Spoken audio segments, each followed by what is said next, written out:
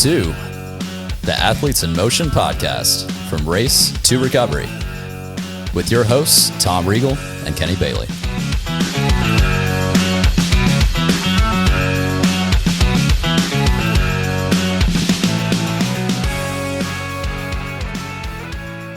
Hey, Tom, how are you? I'm fantastic. Kenny, how are you? I am fantastic. This is going to be a fun episode. This episode, we're going to talk about hacks and what... when we look at triathlons, we always think of the big stuff, like the running, the swimming, the biking, but what's all that small stuff, those little things that can help. Tips and tricks. Yeah, to help get make you through it. Exactly. How can we get those things to help make you have a better experience? Yes. But before we get started, what we want to do is do a couple things. First off, like and subscribe. Yes. Please. Down there. Thumbs up. Thumbs up, all that good stuff. We have our triathletes journey in which we're underway with our 3 athletes. Yes. So if you want to continue to follow those guys, yes, we want to be able to do that. This is sponsored by Triathlon Endurance Sports. That guy right there. Hey there. If you need a swim coach, you need a bike fit, or you need a tri coach, Triathlon Endurance is where you need to go. That's Triathlon Endurance. That's kind of hard to say. Really it is fast. a little bit. Usually everyone drops the R off and just it. says Triton, but you'll find it either way. But TriathlonEndurance.com. Yep. So check in for that. So triathlon season is fastly upon us. Everyone's in their training mode. Everyone's doing what they need to do. It's here. We're racing already. Cold, but we're after here. Your first race, you kind of fumble your way through everything. You watch the videos. You listen to people like us. You try to figure out those things, and then you start figuring out, hey, there's ways in which you can coordinate yourself. There's little things you can do to kind of help that. Should you be so inclined? Yes. So, and especially as the races get longer, because more things break down, there could be more things that happen. Now, you don't want to have to carry, half of a U-Haul with you on stuff to carry, but there are a few small things you can do. So, before we get into the race itself, one of the hacks that I like to do pre-race, if I'm traveling.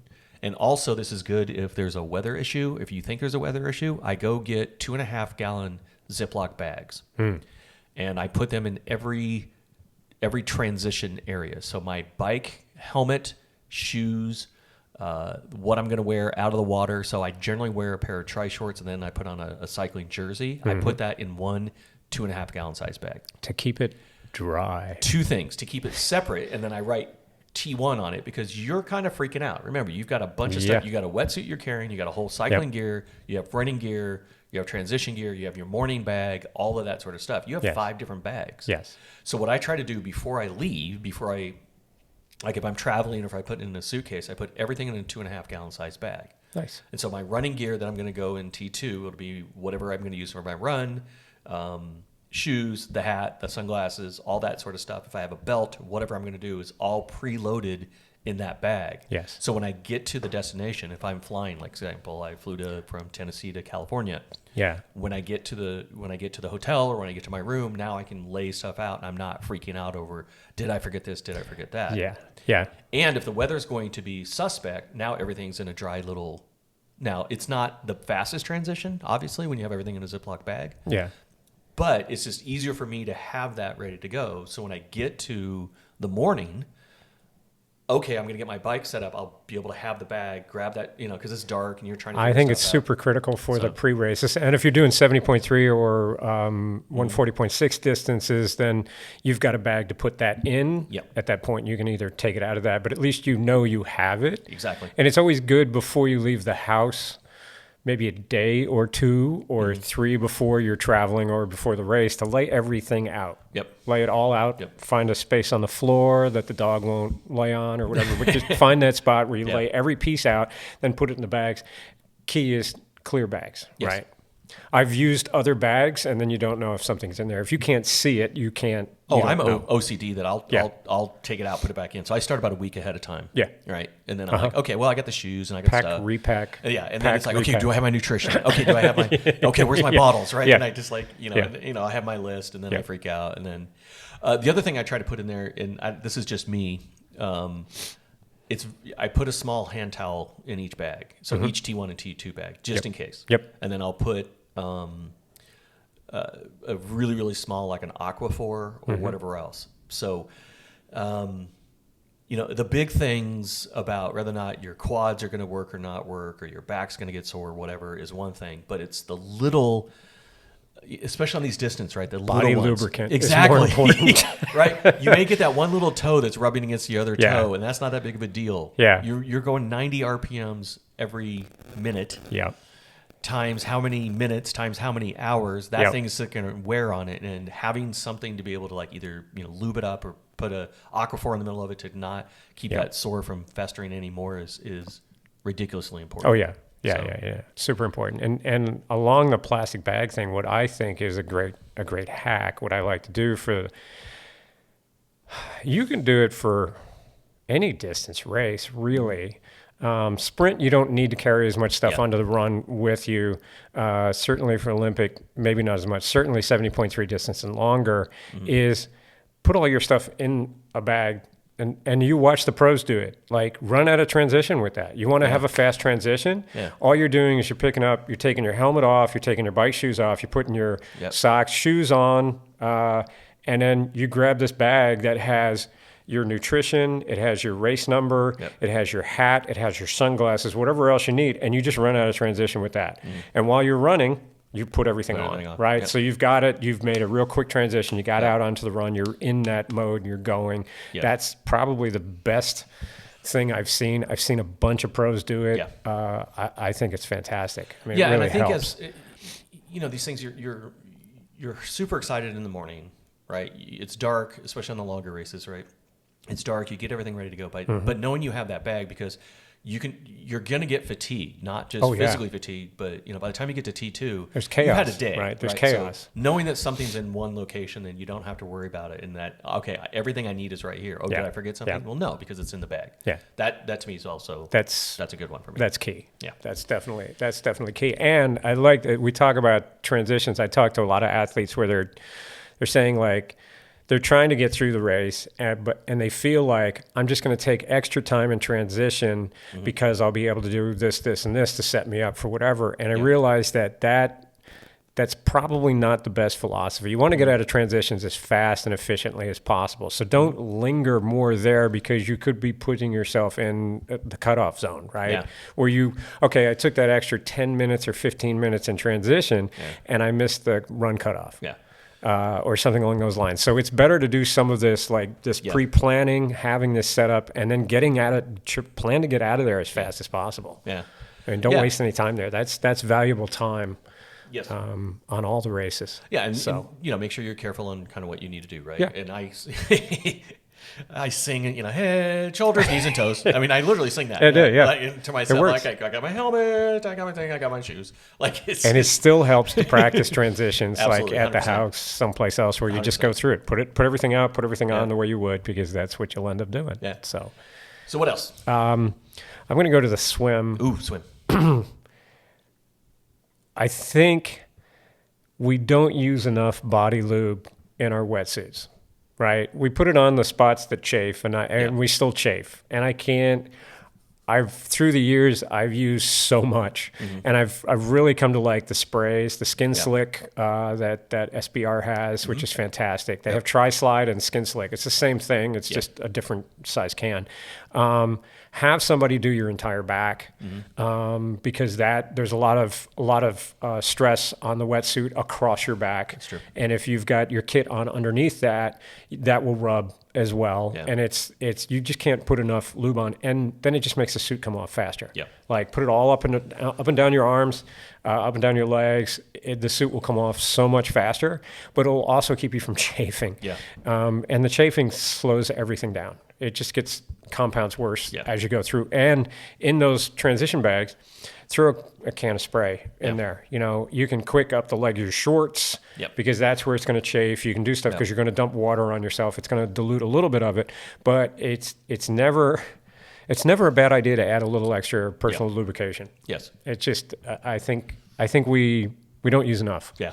It's a funny story about that. I was doing the half Ironman in Muncie, Indiana, and what they do is they give you wristbands, or to give to volunteers who you think are doing a great job. Cool. Have you seen those? Oh, no, yeah. So hey, I just want to give this to you because you're out here all day, you're helping crushing us, it. Yeah. right? The one guy that had probably an armful, was at the turnaround on the run, and he had a giant jar of Vaseline in his hand. Nice. And he's like, my Vaseline! Hero. Everyone's like, God, yes! You know, you win. Like, don't look. You know, yeah. He's like, nobody look. It's going to get ugly. Like, but, excuse me a second. Yeah, exactly. But, you know, yeah, you don't. Modesty sometimes goes out the window when you're in the middle of these things. But yeah, he had the most wristbands because you're right. Lubricant is, and so for emergency, this is along those lines. Yeah. The hack that I did is, especially if you're going from East Coast to West Coast, it's really dry in Arizona, California, those kind of areas. What I do is it's 99 cents for a chapstick, and it takes this much room. Yep. And it could be a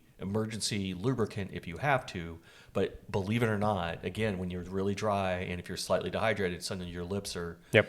Or you may have a small hot spot that you can just like I said, you can use that to kind of as a quick and dirty. That'll work to get it done. So I put a chapstick in my bike, and I have a chapstick on my in my little running. So I have a little running belt that I just put a Band-Aid in, chapstick in, and then like a wet wipe. Nice. You know, just those are my 3 go-to things. That's so good. chapstick for me, you get a 3-pack. Burt's Bees is my favorite. I'm not gonna lie. So it's got a pleasant. You want medicated? You go Blistex. You go Blistex. Whatever you need. You know? But find you what just works for find you. and so little stuff like that. Again, it's not going to take a lot of space. Yeah. I have a run belt that I put my number on anyway. Yeah. I don't put nutrition in that run belt because I think there's just, at least on the longer ones, there's enough nutrition out there that I don't need it. But so yeah, it's a Band-Aid, a wet wipe, you know, in a small Ziploc bag, and a chapstick, and that seems to be the kind of my holy trinity, if you will, of kind of what I hang on to. That's your MacGyver belt. It's my MacGyver belt. Yeah, exactly. It works for all of those. There you go. Anything else on the swim? The other thing I thought of for the swim, especially because we're early season right now, it gets a little cold out. You got your wetsuit on. Mm-hmm. As someone just found out last week who was doing a wetsuit for the first time, it's a wetsuit, which means water gets in it. It's not a dry suit. Yeah. That water warms up, but get that in there first. Wear 2 caps. I like to wear 2 caps. I like to get a nice thin one. That's my own personal cap that I put on first. I put my goggles on top of that. Then I put the race cap on top of that. Why?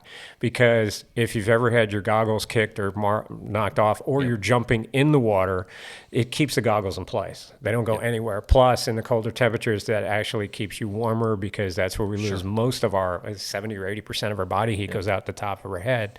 Yep. So I'm a huge fan of 2 caps for training and for racing. Yeah. And the colder the water, the 2 caps definitely works.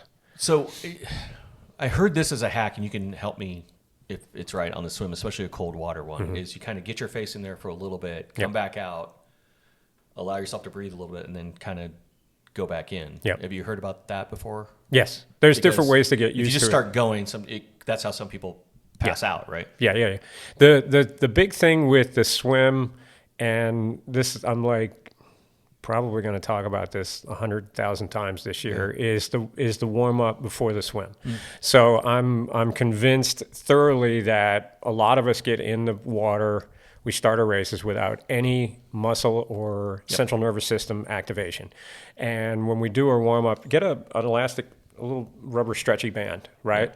Get some of that, put it around a tree or something, get into position and actually activate your lats, get your heart rate up, right? If you don't have that, you can do some motions in the air, but also do some squats. You're in your wetsuit, do some squats, do some runs, do something, get your heart rate up, fire everything up, and then let it calm back down again. Because what happens is with that initial activation, your heart rate feels like it's going through the roof, and then it doesn't want to come down.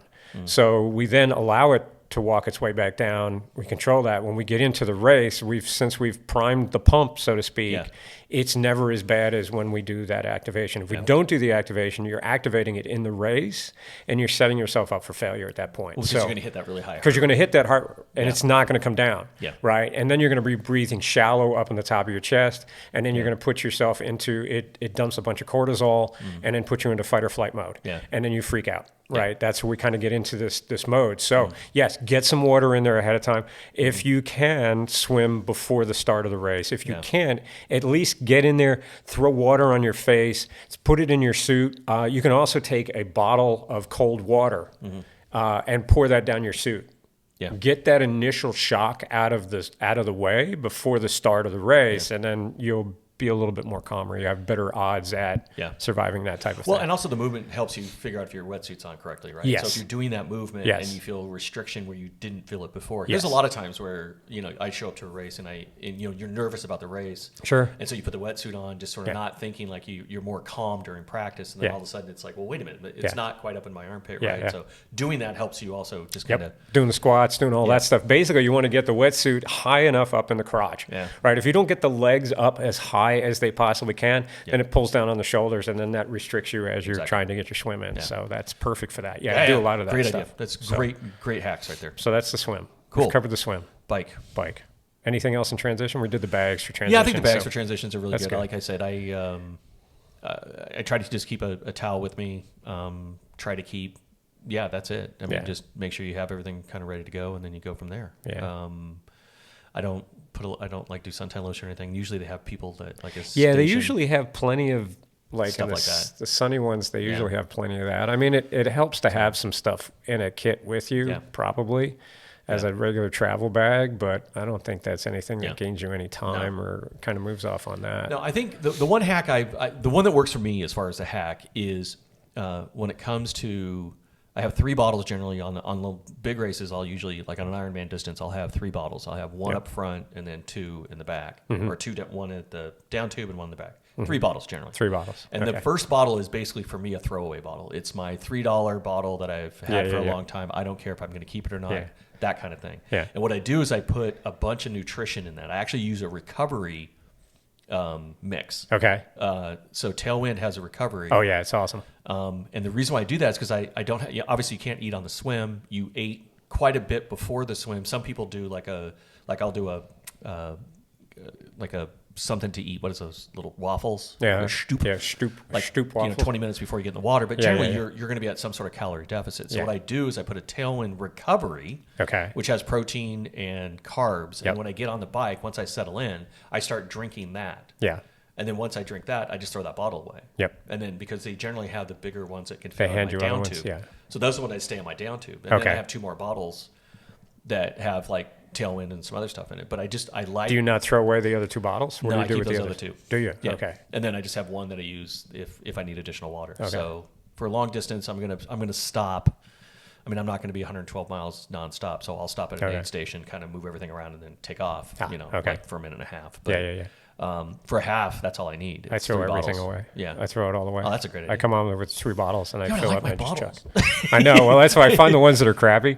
Yeah. The ones that I use and I go, I probably shouldn't be using this anymore, type of thing. Yeah, Those are the bottles that I use. Well, I throw away. Personally, I usually go with the double insulated. I just like a colder. Oh, okay. Yeah. I don't.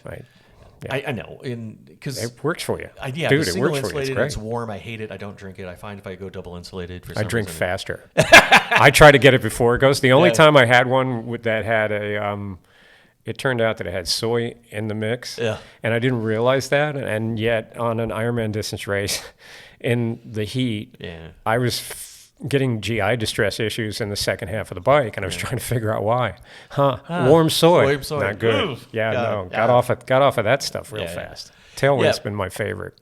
Well, I think that's the other hack too. Is I think when you do the first races, you try to carry absolutely everything, right? Yeah. And then as you get sort of the other things we used to do are like double centuries. We used to ride 200 miles in one day, and we would load up like we were, cookie on, bananas, everything on that. And then you find out like every 35 miles there's an aid station. They're going to have bananas and stuff like that. So the more you get experience of this, the less you kind of carry the stuff that you need to carry. But those aid stations, especially for an Ironman event, are pretty well stacked. I mean, they've got a lot of stuff. If you can get used to drinking I think they're moving to a different drink. But Mortal Hydration is the new one to try, which is just a pure electrolyte, not a carb. Yeah. It doesn't have. It's not the endurance thing, which I'm not totally against. It's just trying to get the samples. Yeah. So to test one hack could be if you're used to the Gatorade, if you're used to the fuel that they're going to have on there, it's easier to kind of grab and go rather than having to carry everything with you. It's just more weight. Yeah. But I tend to want to have a particular. I like Tailwind. That's kind of. I love it. Yeah, it's my favorite. So for the bike hack for me, it's do that. I like to do a protein sort of recovery thing just to give me some calories so I can kind of get back in and then start kind of going through the regular food at every hour or whatever I do. Yeah. So yeah, trying to figure out, and that's a whole podcast we can do separately on how many calories versus how many grams of carbs you're supposed to be eating on an hourly basis on it. Yeah. That's been debated back and forth 1,000 times. So there's no hacks in that, but eat as much as you can. And the other thing, the other challenge I was having quite a bit is I would get palate fatigue because I'm a big fan of Uncrustables. Oh yeah, those are good. But it's jelly, peanut butter, whole wheat, and then you drink Tailwind, which is either fruit punch or lemon, or so you just get all of these sort of sweet stuff. And after a while, I'd get sick of tasting that. Right, bananas, everything's got this sort of sugary kind of feel to it. It's even all if you sugar. get the light stuff. So what I did is my huge hack is on the bike. Again, I try to keep a couple of things on the bike and on the run is 1 stick of gum, like double mint gum. Nice. And what that does for me is a couple things, actually. It helps soothe your stomach because I don't know why, but chewing gum for some reason helps me soothe my stomach. It's digestive. Yeah. Yeah. And it's peppermint. And so what I'm doing is I'm getting rid of all of that sort of sugar and I'm getting a different kind of a minty, like almost like you're eating mouthwash, right? It's a peppermint, and it allows me to kind of get rid of that palate fatigue, drink some water, clean up that palate, so then I can kind of start, hit reset again and be able to do that. So I carry a gum on the bike, a gum and a little chapstick, and a Band-Aid.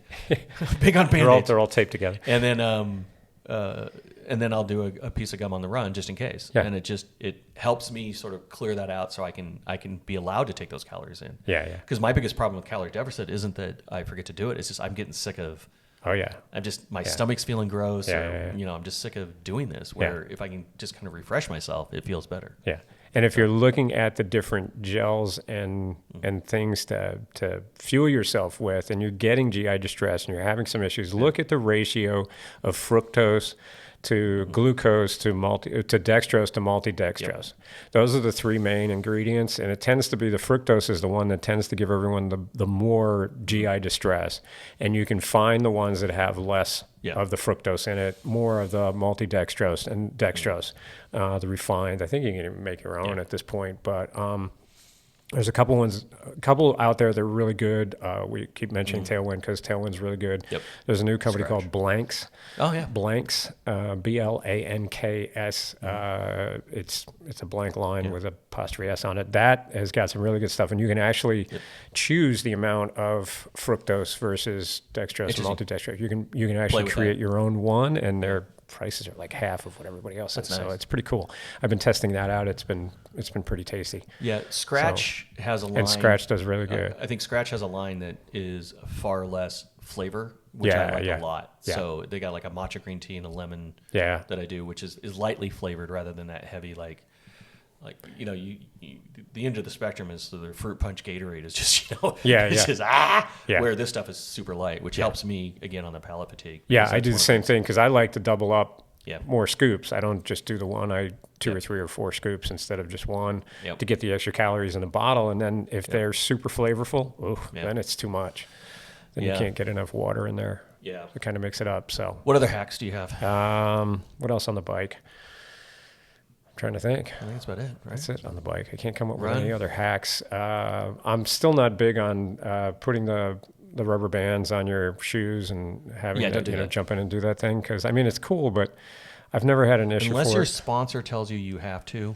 Don't. It's cool. It's like you can get out of the shoes and pedal on top of the shoes on the way in, but know that you're going to beat the hell out of your shoes on the way in. And we're not we're not paid professionals, so we don't get that much money. So the people that so there's a school of thought where you pre-lock your shoes into your pedals. You use a Band-Aid to keep them flat, and so that during transition, rubber band. Yeah. And so when you hop on, you break the rubber band when you start pedaling, and as you kind of get out of transition, then you lock your feet in. Yeah. Then you can, while you're pedaling, and highly recommend, unless you know what the hell you're doing. You need to have really good bike handling skills to do that because you're going to hop on, start pedaling right away. By the way, those rubber bands do snap, and they snap hard against your leg. So you will find the one that doesn't let go right away and then snaps against your leg. That'll send a shockwave through your calf. Yeah, and it's not just you're getting faster, but if that happens and you're doing that and you're not prepared for it, you're not doing well, what you're doing is you're putting other people in danger too. Because now you're going to start moving your bike back and forth. And as people are trying to mount their bikes, you become a pain in the butt. Nobody likes you. Don't do that. We're talking to that. There's a good point on that one, because there is a mountain line, right? We all know the mountain line. You can't get on the bike before that mountain line. Yes. It does not mean that 2 inches over that line is where you have to get on the bike. So if there are people clogging up that spot because they stop right on the other side of the line, go past them. Yeah. Go past them, go 4, 5, 10 feet down, over to the side, exactly. whatever. Just go run. If you see 6 people that have all stopped and they're all trying to get on their bike at the same time, run past them. Get on your bike. You'll be out in front of them in no time. You'll just get some clear space. Know what's around you. That's probably the biggest hack for getting out of transition on that. Yeah. I mean, my first race, I was so excitable. I was trying to put my Garmin on as soon as, I got past the line in the whole 9 yards, and I almost went into a ditch because I'm, look, you've got a little bit of time, right? I mean, you've got a few miles, so just calm it down, kind of get a few pedals in, hit the button at the time. I know everyone wants to be exact. I do too, but a couple hundred yards. Got to get to my watch. Exactly. Yeah. So it's like Remember, I'm trying to put my Garmin on, and I'm like, oh look, a ditch. And, slow is smooth. Exactly. Smooth is fast. There you go. That's what you need to know. That's just funny. Nice and steady. There you go. Nice and steady through that. So I think on actually going back to a pre-race, and this is kind of a delicate topic.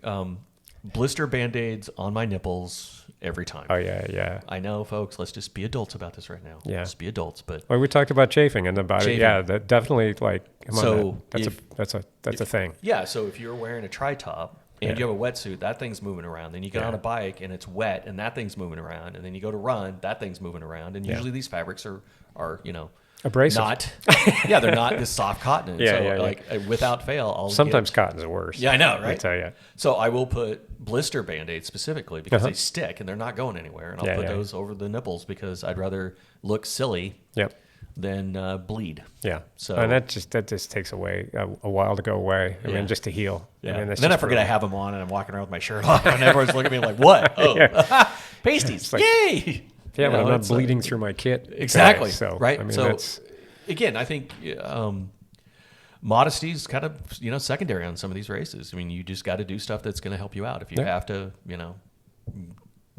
get the Vaseline down there to keep you moving, that's what it is. Put blister Band-Aids on your boobs, that's what I do. Probably hand sanitizer would probably be a nice thing to have right anywhere. We're thinking about this. Yeah, it's like, great. Yeah, you do a lot of crazy stuff. Certainly, then you're eating like bananas. I don't want this one, I want that one. For the longer races, maybe out of transition, you take that one little extra thing just to put a little hand sanitizer. Because you're going to grab food and put it in your mouth, right? Yeah, there's a good way to get GI distress. There you go. I know we do that in the ultra races, the longer stuff. Really? You can have hand sanitizer. Yeah. I throw it in all my drab bags to make sure that I hand sanitize as much as possible, because if you're out there for 30 hours, I mean, you're going to cause a lot of issues. So you can't use enough hand sanitizer as well. That's hilarious. Not good for body lubricant, but works good. To get rid of. I never really think about that. That's funny. It's sort of your skin's version of palate cleanser, right? Clean it up. Any other hacks that generic wise? We're getting out on the run. What are we going to do on the run?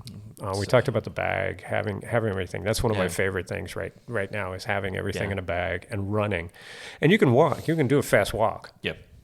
As you get out, most of us go too fast right out of the gate anyway, so maybe this slows us down a little bit. So we're in a speed walk, and we're taking things out one at a time. We're putting the hat on. We've got our number on. We've got everything we need to do, and go through that. I think that's probably the best thing on there. Yeah. Anything else on that? Sometimes I don't know if it's a hack, but if I remember, if you have the watch to be able to do it, what I can do is also set an alarm. It'll vibrate if my heart rate goes above a certain that's area. always good. Yeah, if you're trying to hit a certain zone. On the longer races that's great. On the fast ones, who cares?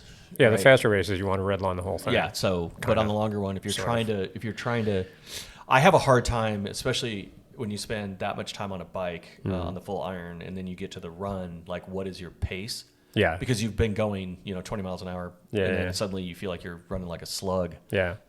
So the idea of being able to just watch that heart rate and say, okay, am I not spiking it so quickly to be able to do that? And then try to keep that vibration, down and kind of settle yourself until you get kind of settled in. I think the biggest challenge is trying to get on the accelerator nice and smooth instead of just slamming it to the floor. Yep. And that's for all three sports. That's for swim, bike, and run.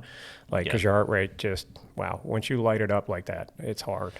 Yeah, and I think it's a really difficult thing to do. I think to your point, I think the biggest hack is just race your race, right? Yep. It's easy to watch other people go fast, and their transitions are great or they're moving right along, but you don't know what it's going to be like for them on mile 40 on the bike. Yeah, you save 3 seconds there, but now you're a race plan. Have a race strategy plan. Yeah. Map that out ahead of time, right? Yeah.